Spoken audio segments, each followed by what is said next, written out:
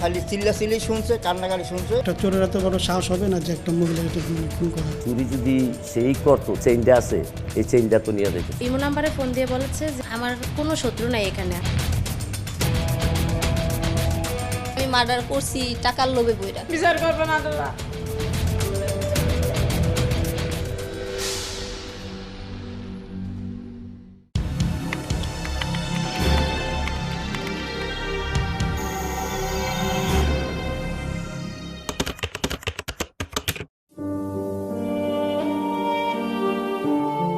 ছোট্ট জারিফ মাকে হত্যার নির্মম দৃশ্য দেখেছে কাছ থেকে।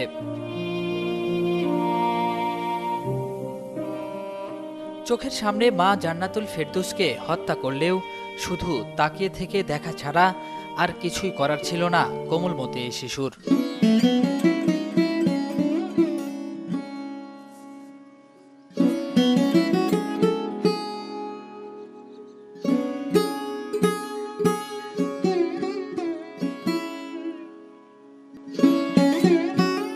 চোখের সামনে গর্ভধারিণী মাকে হারানোর পেছনে একটি ভয়ঙ্কর গল্প আছে। 14 সেপ্টেম্বর 2020 রাজধানীর সবুজবাগের নন্দীপাড়ায় 6তলা ভবন। ওই দিন ভবনের 4তলা বাসা থেকে রাত 8:30টার দিকে উদ্ধার করা হয় গৃহবধূ জান্নাতুল ফেরদৌসের মরদেহ।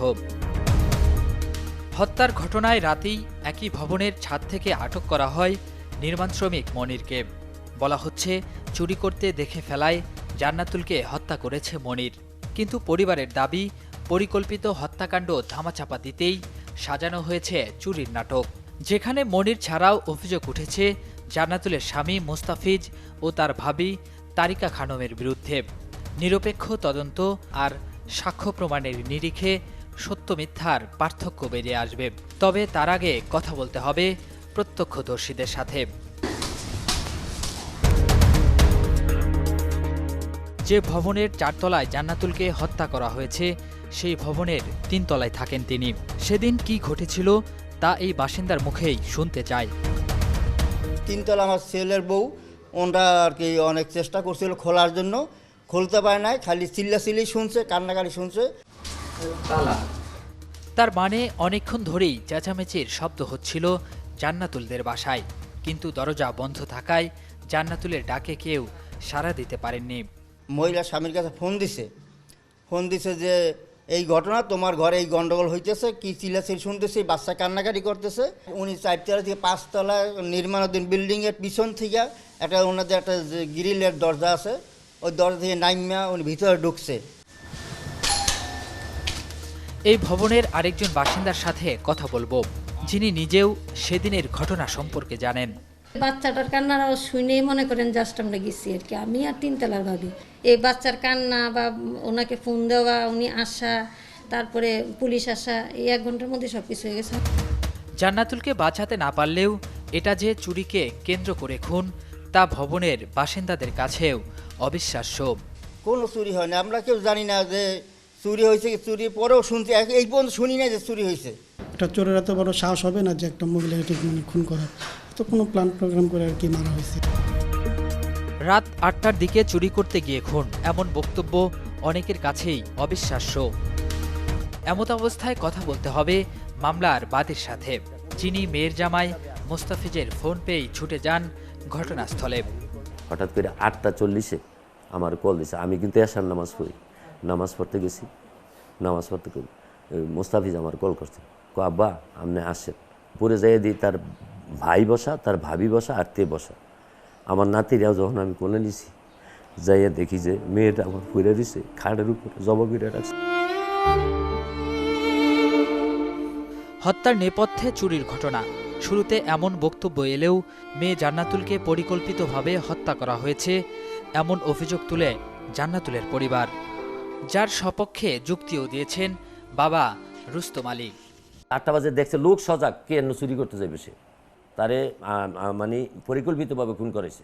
চুরি যদি সেই করতো তাহলে এই যে চেইনটা আছে, এই চেইনটা তো নিয়ে যাইতো, সে গলায় ছিল 1 ভরি স্বর্ণের চেইন, লকেটটা সহ ছিল, নেই কিচ্ছু নেই, টাকা পয়সা নেই। এমন অনেক সন্দেহ আর প্রশ্ন বাদীপক্ষের মাথায় ঘুরপাক খাচ্ছে, যা নিয়ে প্রশ্ন তুলেছেন মামলার বাদী। সে কেমনে জানে যে ডাকাইতে ওইভাবে দড়ি বাঁধিয়া রাখছে, আমি ওদিক দিয়া নাইমা পকেট দরজা দিয়ে ভিতরে ঢুকবো? এইটাই আমার সন্দেহ, সবচেয়ে বড় সন্দেহ। এসব প্রশ্নের উত্তর হয়তো হত্যাকাণ্ডের শিকার জান্নাতুলের স্বামী অভিযুক্ত মুস্তাফিজই দিতে পারবেন। আমরা মুস্তাফিজের সাথেও কথা বলবো। ফিরছি ছোট্ট একটা বিরতির পর।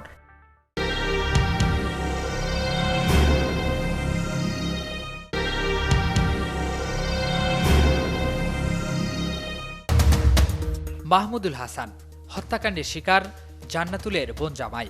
জান্নাতুল হত্যাকাণ্ডের নেপথ্যে তারও নানা সন্দেহ আর প্রশ্ন।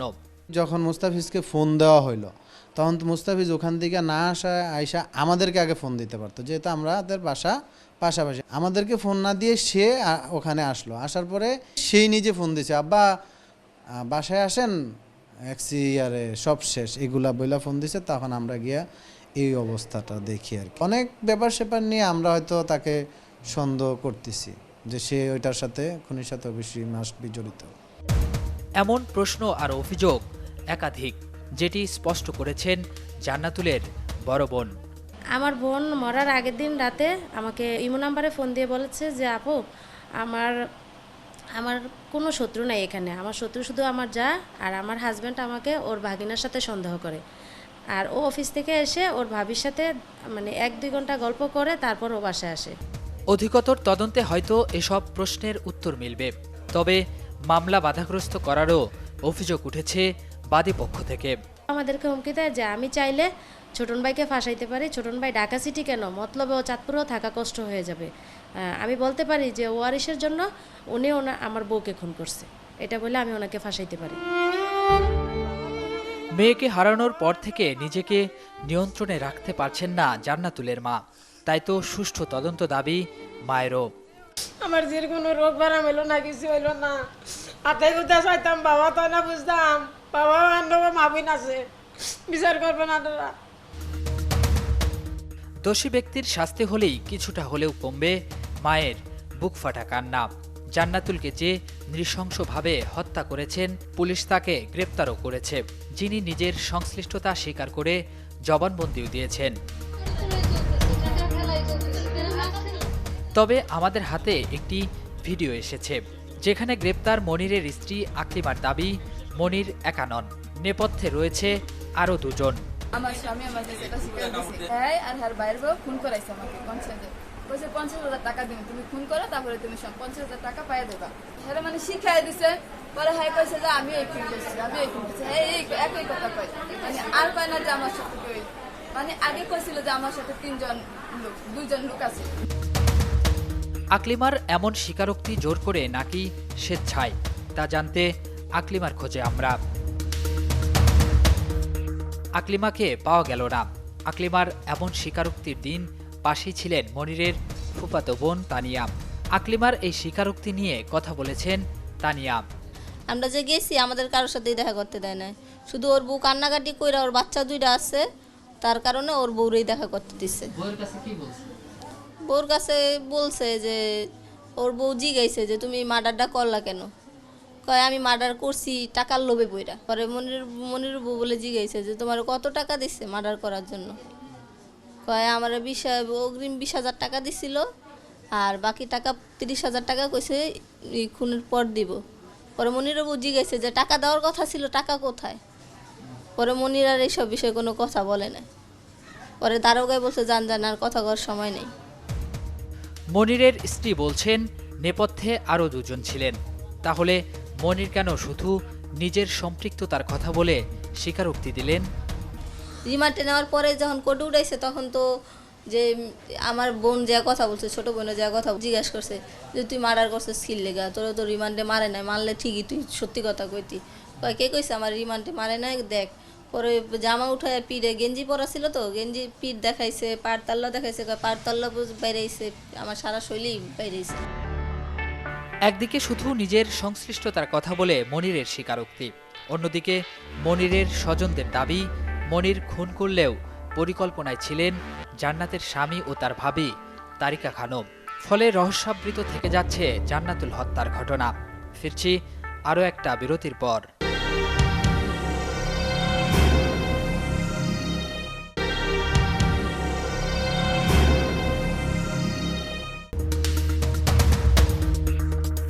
গ্রেপ্তার মনিরের স্ত্রী স্বজনদের দাবি ও মামলার অগ্রগতি নিয়ে কথা বলতে হাজির হয়েছিলাম রাজধানীর সবুজবাগ থানায়। তদন্ত কর্মকর্তাকে পাওয়া গেল না। পরে সার্বিক বিষয় নিয়ে কথা হয় মুঠোফোনে। এখন পর্যন্ত একজন, এর বাইরে কিছু এখন পর্যন্ত পাইনি।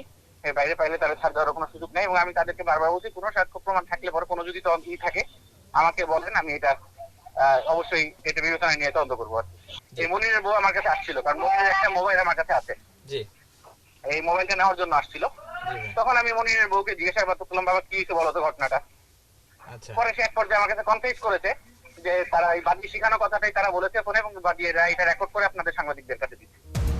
মামলার তদন্ত কর্মকর্তা পরিদর্শক নাসির জোর করে মনিরের স্ত্রীর স্বীকারোক্তি নেয়ার কথা বলছেন, কিন্তু মনিরের ফুফাতো বোন তানিয়ার দাবি ভিন্ন। আপনি করে বলে যে বাদীপক্ষের লোক এই যে ভিডিও দিয়ে গেছে, বলে 50,000 টাকা করে দিছে, আপনি যেই 3 জন কথা বলছেন সেই 3 জনের বলে 50,000 করে টাকা দিছে, বসেন আমি বাদীপক্ষের লোকের ফোন দিই, আপনি করে টাকা নিয়ে দিই, এটা কইছে মতো আস্তে করে পলে আইসা করছে। হ্যাঁ কইছে যে না কিসের টাকা দিছে, আমাদের টাকা দিবে কেন ওনারা, এটা শিখাই দিব কিসের জন্য। ওর হাজবেন্ডের মুখে যা শুনছে ও তাই বলছে। যারা স্বীকারোক্তি দিয়েছেন তারাই বলছেন স্বেচ্ছায় দিয়েছেন। তাহলে তদন্ত কর্মকর্তা এমন দাবি করছেন কিভাবে? এমতাবস্থায় সন্দেহের সৃষ্টি হয়েছে, যেটা খোলাসা হওয়া দরকার। মোস্তাফিজ পরিবার নিয়ে যে বাসায় থাকতেন সেই বাসার পাশেই অন্য একটি বাসায় থাকেন ভাবি তারিকা খানম। অভিযোগের বিষয়ে কথা বলতে হবে তারিকা খানমের সাথে।